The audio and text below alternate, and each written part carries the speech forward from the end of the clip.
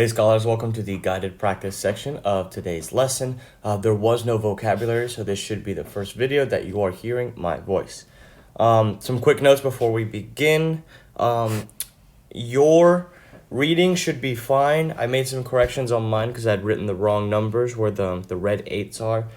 Just wanted to be clear on that. You don't need to do anything on your end. This was just my quick fix. All right, let's go ahead and get started. The confusing election of 1876. In 1876, the Democratic Party had a lot of support in the South and wanted a Democrat to be president. They chose Samuel Tilden as their presidential candidate. Republicans nominated Rutherford Hayes as their candidate. Republicans and then Democrats. Okay. Republicans thought of Hayes as the perfect candidate. He had been a Union general in the Civil War and did not have any controversial opinions. In the election, Tilden received 184 electoral votes of the 185 needed to become president. Hayes only received 165 votes and lost the popular vote by approximately 250,000 votes. However, the election results were uncertain because of confusing votes in South Carolina, Louisiana, and Florida. Under normal procedure, this kind of confusion would require that votes be recounted in front of Congress by the President of the Senate. However, the President of the Senate was a Republican and the Speaker of the House was a Democrat, so neither man could be trusted to count the votes fairly. All right, so this paragraph is presenting us with a problem.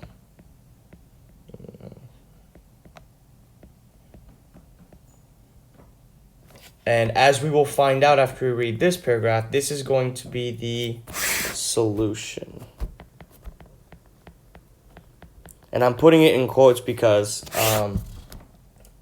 solutions don't always mean that things are neatly tied and wrapped in a bow. It's just something better than nothing. So I'll explain more once we break down the reading. But before we continue reading, I do want to make this note. So 1870 and 2020. So Democrats in 1870 are the same as Republicans in 2020, and Republicans in 1870 believe what Democrats believe today. So they're switched. So if you have it in your head that Democrats are one thing and Republicans are another, in my case, I'm a Democrat, so I think Democrats are good and Republicans are not as good. That's my opinion. So if that's the opinion that you're carrying, reading into this reading, you need to have that understanding that the names are switched. Democrats today believe what Republicans back then believed. Republicans today believe what Democrats back then believed in, okay? All right, so let's read our second paragraph. The Compromise of 1877. Congress therefore passed the Electoral Count Act in 1877 to establish a special committee to recount the votes in a fair and balanced way.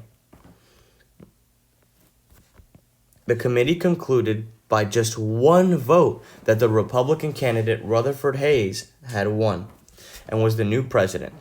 Democrats were outraged, but first quickly realized that the situation gave them the perfect opportunity to strike a bargain with the North. Bargain means a deal. The solution was the Compromise of 1877, where Democrats agreed to let Hayes become president in exchange for the complete removal of federal troops from the South. Let me redo that line.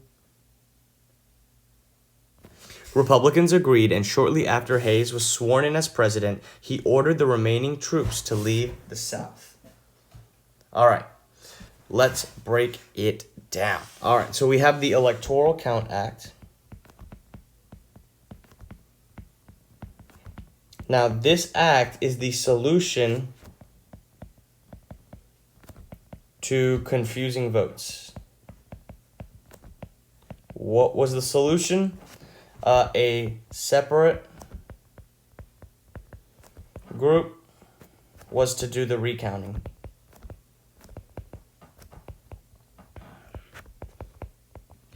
Normally, like the reading said, it would be the, let me switch my color so we're clear. Normally it would be the Speaker of the House, and it would also be the President of the Senate who do the recounts. But one was a Republican, one was a Democrat. So you don't want them doing like sneak things to try and get who they want to be president, to win. So that's why there is a separate group that is created, okay? Now, the result of this process, the result of recounting votes, shows that the person who had the least amount of votes, which was Rutherford Hayes, is actually going to win. He won by just one vote, and so Democrats are going to be extremely mad because their candidate was only one vote away from winning before the Electoral Count Act. So instead of getting mad and staying mad, the Republicans were mad, but they saw this as an opportunity to get something they want. And what do they want? They want the Northern troops out of the South. If you remember, the end of the Civil War has Northern troops coming into the South to make sure that the South is following the laws that the North and the rest of the country have agreed upon, like maintaining freedom for African Americans and establishing rights that they were giving and protecting those rights. So now the force that was enforcing all of those things, those soldiers, they're being brought into a deal to be removed from the South in exchange for the Democrats being like, okay, we'll be cool with that president. So the Compromise of 1877, what was it? It was a deal. Hold on, let me erase and make some space.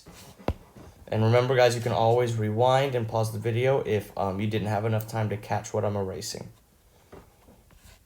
Okay, so the Compromise of 1877. What was it? A deal. What was the deal? Remove troops from the South in exchange for accepting Hayes as president. Okay. Oh, we did a lot of breaking down there, guys. Let's go ahead and tackle those questions. I think we have everything we need and more to get them done. All right. Number 1. Why was the election of 1876 so confusing? Okay, so according to the reading, it was because, let's see. Right here, first sentence of paragraph 2. Let me get this line straightened out. Yep. The elections were uncertain because of confusing votes in South Carolina. So if I were you, I would just copy and paste where my brackets are.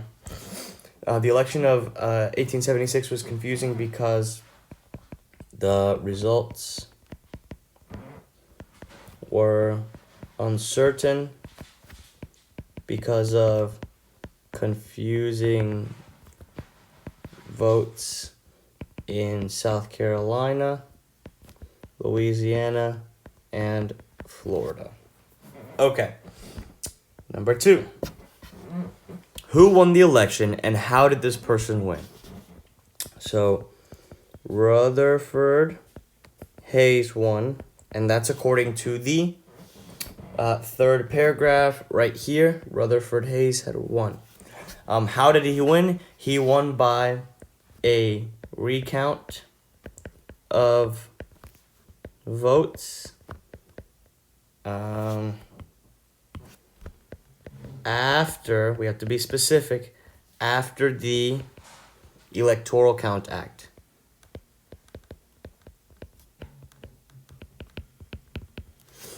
So, we got that information here. The only reason Hayes won was because the committee, because the committee that was created after, because of the Electoral Count Act, the committee found that he had won just by one vote. So without that committee, he would not have won. Final question. What was one effect of the Compromise of 1877? Copy and paste evidence from the text that supports your answer. One effect of the Compromise was, the one that sticks out to me was that troops in South are to be removed. And I know this because the text says right here, Democrats agreed to let Hayes become president in exchange for the complete removal of federal troops from the South. So I would copy and paste this entire sentence into here, and that would be a perfect answer. So long as you're using a complete sentence, and I'm using my sentence starter, so if I put it all together, it will be one complete sentence. All right, guys, this was the guided practice. Go ahead and move on to the independent practice and do it in a similar fashion, thinking about it in a similar way. After your independent practice and exit ticket, you will have an optional section about Ahmaud Arbery and the situation that surrounds that case. I think it was really important to discuss that, not only because it's a current event, but because it has a lot to do with the things we've been talking about recently with Reconstruction, the KKK, racism, slavery, and things of that nature. All right, guys, I'll catch you later. Bye.